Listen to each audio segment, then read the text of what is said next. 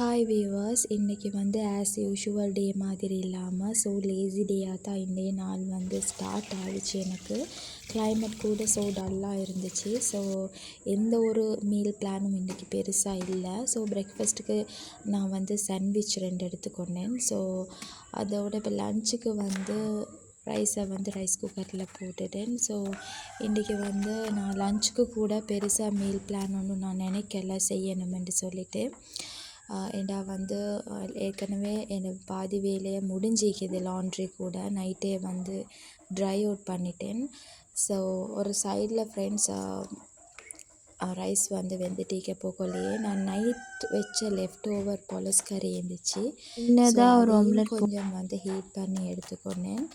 So ஒரு quick recipe செய்கிறதுக்கு ஒரு ஆம்லெட் போடலாம்னு நினச்சேன். ஸோ அதுக்கு வெங்காயம், தக்காளி, பச்சை கொச்சிக்காயெல்லாம் அரிஞ்சு வச்சுக்கொண்டேன். ஸோ அது கூட ஒரு பவுலில் வந்து எக்ஸ் எல்லாம் உடச்சி போட்டு அதை கொஞ்சம் உப்பு கொஞ்சம் சேர்த்து பீட் பண்ணி எடுத்துக்கொண்டேன். ஸோ ஆல்மோஸ்ட் இங்கால ரைஸ் வந்து ரெடி குக் ஆகிருச்சு, ஆல்மோஸ்ட் டன்.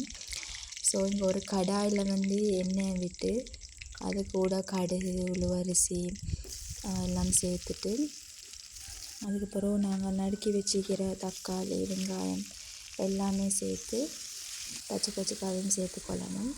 அதெல்லாம் சேர்த்து கொஞ்சம் வதங்கி வரப்போக்கல உப்பு கொஞ்சம் சேர்த்துட்டு மசாலா வந்து பெருசாக இல்லை, கொச்சிக்கத்தூள் ஒரு கரண்டி, மஞ்சத்தூள் ஒரு கரண்டி, மிளகுத்தூள் ஒரு கரண்டி தான் போட்டேன் ஃப்ரெண்ட்ஸ்.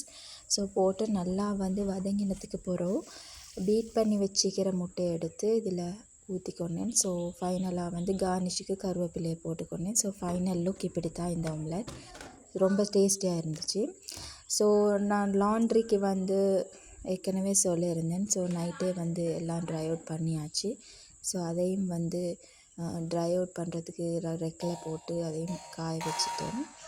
ஸோ ஃபைனலாக வந்து நான் வந்து வீடை வந்து ஸ்வீப் பண்ணலாம்னு நினச்சிட்டு தான் வீடெல்லாம் ஸ்வீப் பண்ண ஸ்டார்ட் பண்ணேன். ஸோ அதுவுமே ஒரு 10 மினிட்ஸில் முடிஞ்சிச்சு. ஸோ இப்படி தான் ஃப்ரெண்ட்ஸ் எனது லேசி டே வந்து போனது. உங்களோட எப்படி லேசி டே போனது என்று சொல்லி எனக்கு கட்டாயம் கமெண்ட்டில் சொல்லுங்கள்.